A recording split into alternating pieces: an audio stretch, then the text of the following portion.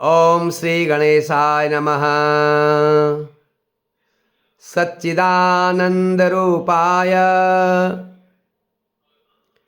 विश्वोत्पत्त्यादिहेतवे तापत्रय विनाशाय श्रीकृष्णाय वयं नुमः। श्रीमद्भागवत महापुराण के महात्म्य की चर्चा के प्रसंग में आपने पिछली बार सुना था कि जब सनत कुमार पवित्र गंगा तट में नारद जी के सन्मुख और विशाल सभा में, जहाँ बड़े बड़े ऋषि महर्षि देवर्षि आदि बैठे हैं, बड़े बड़े ज्ञानी संत वैरागी तपस्वी बैठे हैं कच्छ सभा में, उन्हें सनत कुमार श्रीमद् भागवत महापुराण का महत्व बताने लगे, महात्म्य बताने लगे।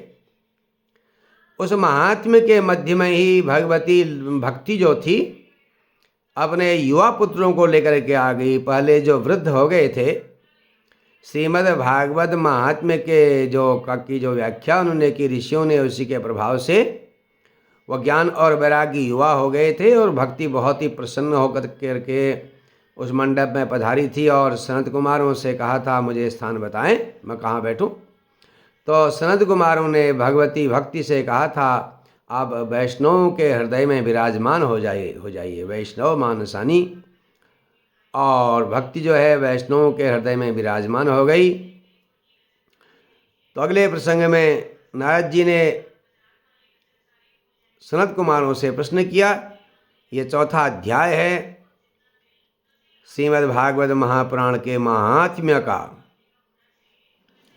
तो जब सनत कुमारों से नारद जी ने प्रश्न किया तो सनत कुमारों से प्रश्न किया था कि भगवान ये बताइए, वदन्तु मह्यम, मुझे ये बताएं कि के विशुद्ध्यन्ति, इस सप्ताह यज्ञ के श्रवण से, इस सप्ताह के प्रभाव से कौन कौन लोग शुद्ध हो जाते हैं। तो सनत कुमारों ने बड़े रोचक ढंग से 4 श्लोकों में बताया कि कौन कौन लोग इसे सुनकर पवित्र हो जाते हैं। देखिए, श्रीमद् भागवत महात्म्य के चौथे अध्याय का 11वां, 12वां, 13वां, 14वां ये सभी श्लोक बड़े रोचक हैं। इन्हीं में सब वर्णन उन्होंने किया है कौन कौन सुनकर के इसे पवित्र हो जाते हैं। ये मानवाः पापकृतस्तु सर्वदा सदा दुराचाररता विमार्गगाः क्रोधाग्निदग्धाः कुटिलाश्च कामिनः सप्ताहयज्ञेन कलौ पुनन्ति ते। जो मनुष्य सर्वदा पाप करता, हमेशा पाप में लगे रहते हैं जो मनुष्य, और दुराचार करते हैं, सदा दुराचार रहता, विमार्ग का, जो गलत मार्ग है उस मार्ग में जाते हैं, सही मार्ग में नहीं जाते। और क्रोधाग्नि दग्धा कुटिलाश्च कामिनः, जो क्रोध रूपी अग्नि से दग्ध हो गए हैं, जल रहे हैं। जो जब क्रोध आता है तो हमारा शरीर मन सब जलते नहीं जलते। क्रोध रूपी अग्नि से अथवा क्रोध से जो अग्नि प्रकट होती है उससे जो दग्ध हो रहे हैं, जल रहे हैं जिंदगी भर, हमेशा क्रोधी जो हैं। कुटिलाश्च कामिनः, जो बड़े कुटिल हैं और कामी हैं, वो लोग सप्ताह यज्ञ से पवित्र हो जाते हैं। सत्येन हीना पितृमात्र दूषका तृष्णाकुलाश्च श्रमधर्मवर्जिताः ये दाम्भिका मत्सरिणोऽपि हिंसका सप्ताह यज्ञेन कलौ पुनन्ति ते। सत्येन हीना, जो हमेशा असत्य भाषण करते हैं, और पितृमात्र दूषकाः, माता पिता को दोष लगाते हैं, उनकी कमियां बताते हैं। तृष्णाकुला, तृष्णा से जो व्याकुल रहते हैं, उनकी अनंत इच्छाओं के कारण उन इच्छाओं की पूर्ति के लिए वो व्याकुल रहते हैं। आश्रम धर्म वर्जिता, जो वर्णाश्रम व्यवस्था को नहीं मानते, ऐसे लोग जो महाघमंडी होते हैं, ये दाम्भिका मत्सरिणाओपि, जो मत्सरी हैं, जिनके अंदर मत्सर है। मत्सर का मतलब ईर्ष्या है, दूसरे की प्रगति को देख करके जो परेशान रहते हैं, और हिंसका जो हिंसा करते हैं, वो सभी लोग सप्ताह यज्ञ से पवित्र हो जाते हैं। पंचोग्र पापा छल छद्मकारिण क्रूरा पिशाचा इव निर्दयाश्च ये। आहा, ब्रह्मस्वपुष्टा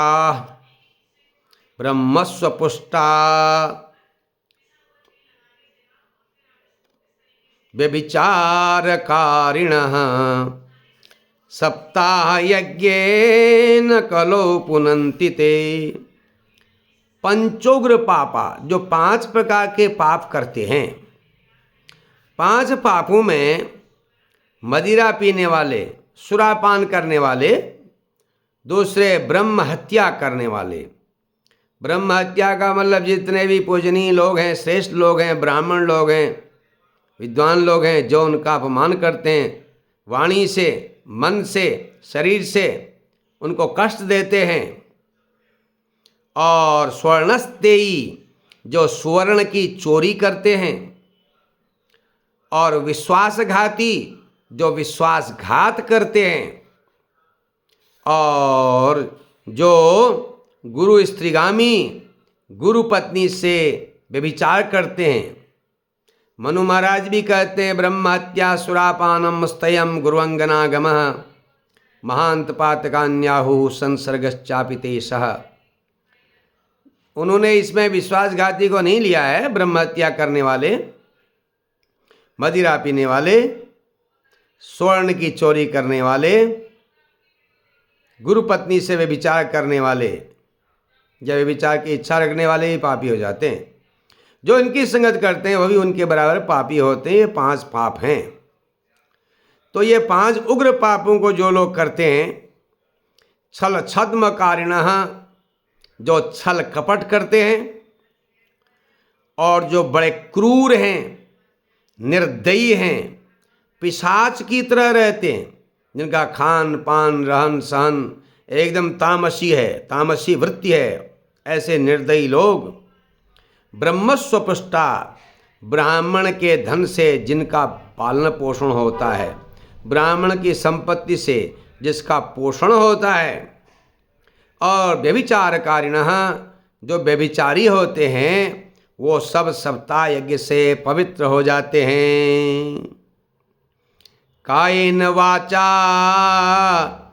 मनसा पिपातकम नित्यं प्रकुर्वन्ति सठा हठेन वै हठेन ये परस्वपुष्टा मलिना दुराशया सप्ताह यज्ञेन कलौ पुनन्ति ते। जो अपने शरीर से, वाचा वाणी से, मनसा मन से, शरीर से, वाणी से, मन से जो केवल पाप ही करते हैं, और हमेशा इसी प्रकार के पापों में जो लगे रहते हैं, ऐसे 60 लोग। परस्वपुष्टा, दूसरे की धन संपत्ति के द्वारा जो खुश रहते हैं, उनके जिनका पोषण होता है। जो मलिन हैं, अपवित्र हैं, जिनके अंदर कुविचार हैं, दुराशया, वो सब सप्ताह यज्ञ से पवित्र हो जाते हैं। तो यहाँ पर सनत कुमारों ने कहा कि भाई हम आपको इसी विषय पर एक रोचक इतिहास सुनाते हैं जो बहुत प्राचीन है,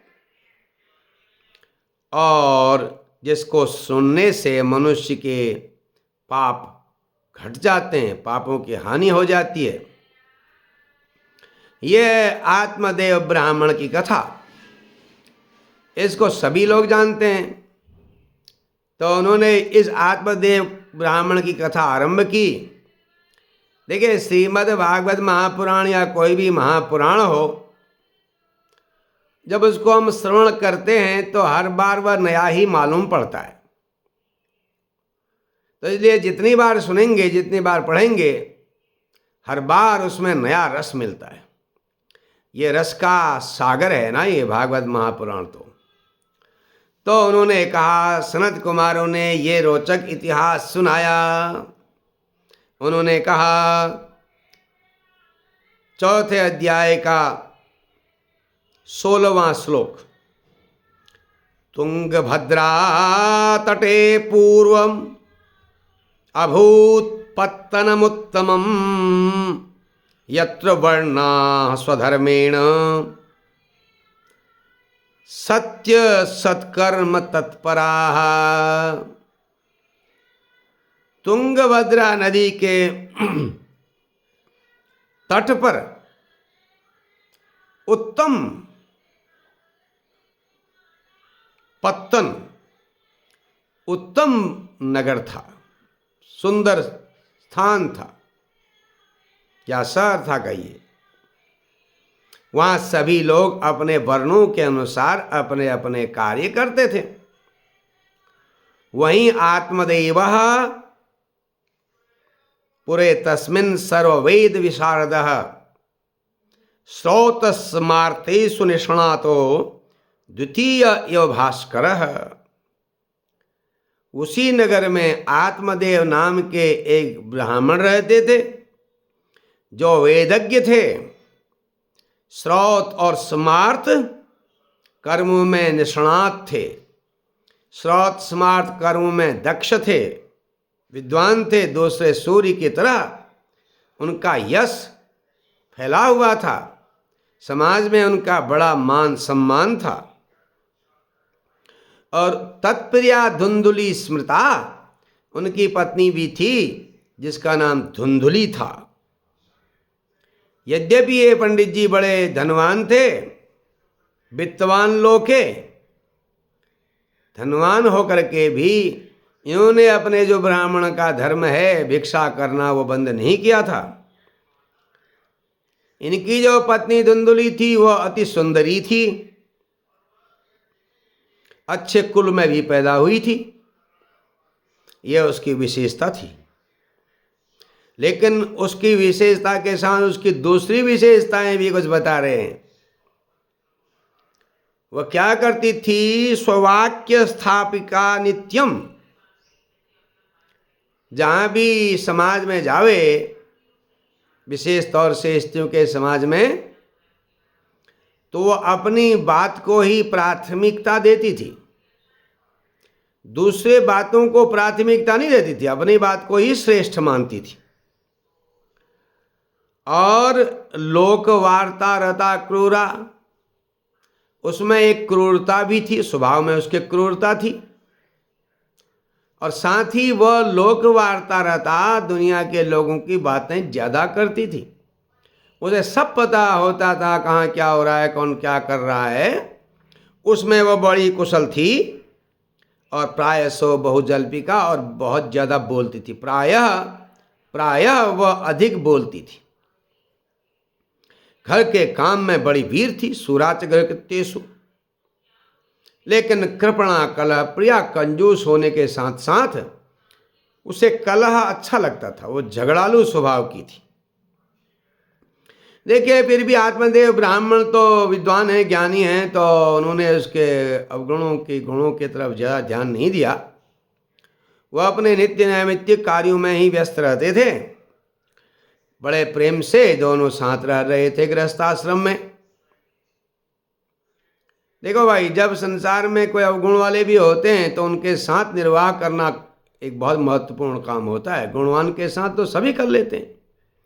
आत्मदेव ब्राह्मण के विषय पर यहाँ पर कह रहे हैं, एवं निवसतो प्रेमणा दंपत्यो रममाणयो हो। दोनों पति पत्नी बड़े प्रेम से रह रहे थे। कहने का अभिप्राय यह है कि दूसरे के अवगुणों की तरफ ज़्यादा ध्यान न दे करके ये सोच रहे थे भाई इसके अंदर अज्ञान है इसलिए ऐसा हुआ है, अगर अज्ञान चले जाएगा तो फिर ठीक हो जाएगा। ऐसा ही होता है अज्ञान के कारण ही। सब कुछ होते हुए उनके घर में संतानोत्पत्ति नहीं हुई। संतान न होने के कारण आत्मदेव ब्राह्मण थोड़ा चिंतित हुए तो उन्होंने सत्कर्म किए। सत्कर्म काहे के लिए? संतान प्राप्ति के लिए, कामना के साथ। उन्होंने गौदान किया, भूमिदान किया, स्वर्णदान किया, गरीबों को भी अन्नदान, वस्त्रदान आदि दिया। यहाँ तक कि उनने अच्छे इतने काम कर लिए कि अपने धन का आधा धन जो जमा धन था उसमें से आधा धन धर्म कार्य में लगा दिया। लेकिन न पुत्रो नापि वा पुत्री ततश्चिंतातुरो भृशम, फिर भी न कोई पुत्र ही हुआ और न पुत्री हुई तो ब्राह्मण देवता बड़े चिंतित हो गए। एक दिन उनके मन में ऐसा विचार आया, दुखम, वो बहुत दुखी हो गए। एकदा सद्विजो दुखात गृहम गत्वा वनम गतः, एक बार जब वो बहुत दुखी हो गए तो उन्होंने सोचा अब तो यहाँ से जंगल में ही चले जाना चाहिए। अब जब जंगल में चले गए तो मध्याह्न हो गया, उन्हें प्यास लग गई और एक तड़ाग में तालाब के पास में समुपेयवान, मध्याह्न त्रिषितो जातस्तड़ागम समुपेयवान। मध्याह्न काल जब हो गया, दोपहर हो गई, तो एक तड़ाग के पास, एक सरोवर के पास वो पहुँचे। उन्हें प्यास लगी थी, उनने जलपान किया और वो बड़े उदास थे। प्रजा दुखेन दुःखर्षितः, संतान न होने के कारण उन्हें वह चिंता खाए जा रही थी, वह चिंता उन्हें छोड़ नहीं रही थी। थोड़ी देर में एक मुहूर्त ही बीता होगा तो संयोग से वहीं पर कोई सन्यासी कश्चिदागतः, कोई सन्यासी आ गए और उन्होंने भी जलपान किया और ब्राह्मण के पास में आए। ब्राह्मण ने जब उनको आते देखा तो उनके चरणों में प्रणाम किया। वो लंबी लंबी श्वास ले रहे थे, उनको देख के ऐसा लग रहा था कि वह रो रहे होंगे। यतिरुवाच, महात्मा ने पूछा, वो बड़े विद्वान थे, उनने पूछा, कथम रोदिसि विप्रत्वम, का चिंता ते बलियसी, बदत्वम सत्वरम मह्यम स्वस्य दुःखस्य कारणम। ब्राह्मण देवता, आप क्यों दुखी हो, क्यों रो रहे हो महाराज? आपके मन में क्या बड़ी चिंता है? तुम्हें देख के लगता है कि आप बहुत बड़ी चिंता में परेशान हैं। अपने दुख का कारण मुझे बताओ। महाराज, आपको क्या दुख है? ब्राह्मण ने कहा, महात्मा जी क्या बताऊं? ये दुख तो मेरे पूर्व जन्म के कर्मों से है। पूर्व पापेन संचितम, पूर्व जन्म के संचित पापों के कारण मैं दुखी हूं हे ऋषि महाराज। क्योंकि मेरे पूर्वज लोग कवोषणम मुगभुंजते, मेरे पूर्वज लोग, मेरे पितर लोग उष्ण जल पी रहे हैं, ठंडे जल की जगह पर गर्म जल पी रहे हैं। उसमें गर्मी है, वो गुनगुना जल हो गया है उनको जो हम पिलाते हैं। कहने का मतलब ये था कि मैं जब उनका श्राद्ध करता हूँ, पितरों का तर्पण करता हूँ, तो पितर लोग जो हैं वो दुखी होते हैं क्योंकि आगे कोई संतान नहीं है। इसलिए वह लंबी लंबी श्वास लेकर के और ये होने वाले भविष्य के बारे में चिंतित होकर के उस जल को, उस शीतल जल को जो मैं उनको तर्पण में देता हूँ, उसे लंबी श्वास लेकर के, गर्म श्वास लेकर के वह पी जाते हैं। तो महाराज, वह तो उनके लिए गर्म हो जाता है।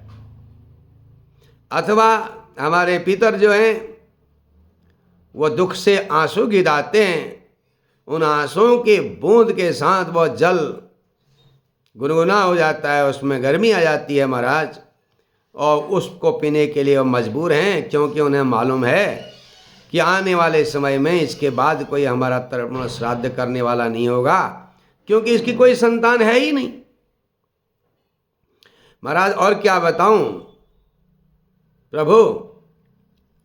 28वां श्लोक। आत्मदेव पंडित जी ने, ब्राह्मण ने कहा, मद्दत्तम नैव गृह्णन्ति प्रीत्या देवादिजातयः प्रजा दुखेन शून्योऽहं प्राणास्त्यक्तुमिहागतः।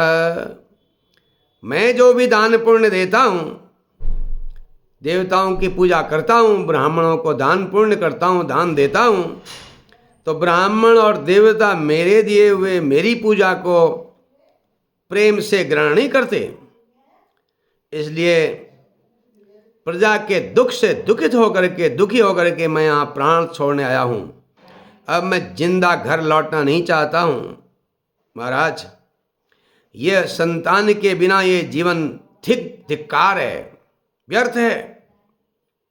धिग्रहम च प्रजाम बिना, वह घर भी बेकार है, वह घर भी व्यर्थ है जहाँ संतान न हो। वह धन भी बेकार है और वह कुल भी बेकार है जहाँ संतति न हो। महाराज मैं संतान के कारण बहुत दुखी हूँ। अगर घर में कोई अच्छी चीज़ लेके आता हूँ वो भी नष्ट हो जाती है। अगर मैं दूध देने वाली दुधारू गाय लेके आता हूँ तो वह दूध देना बंद कर देती है और वह कभी फिर गाभिन नहीं होती। मैं जो भी फलदार वृक्ष लगाता हूँ वो भी सूख जाता है, उसका भी नाश हो जाता है। मैं भाग्यहीन हूँ, संतानहीन हूँ, मेरा जीना अब बेकार है। ऐसा कह करके ब्राह्मण देवता जोर जोर से रोने लगे और उनको देख करके यतेश्चित्तम, उस यति के चित्त में करियसी करुणाभूत, बहुत दया आ गई। इसी बीच उन्होंने ब्राह्मण आत्मदेव के ललाट की रेखाओं को पढ़ लिया और सब जान करके उनसे कहा, मुंचा ज्ञानम प्रजारूपम बलिष्ठा कर्मणो गति विवेकम तो समासाद्य त्यज संसार वासनाम। अरे भाई, ये संतान की इच्छा रूपी अज्ञान को छोड़ो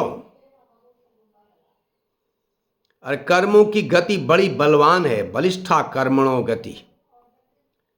अरे विवेकी बनो और संसार की वासना को छोड़ो।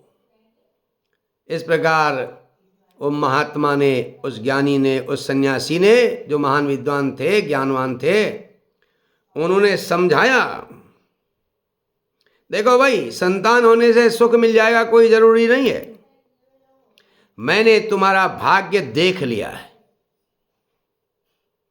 एकदम से आत्मदेव ब्राह्मण चकित हुआ और सावधान होकर देखने लगा। कहा, महाराज बताइए क्या देखा है?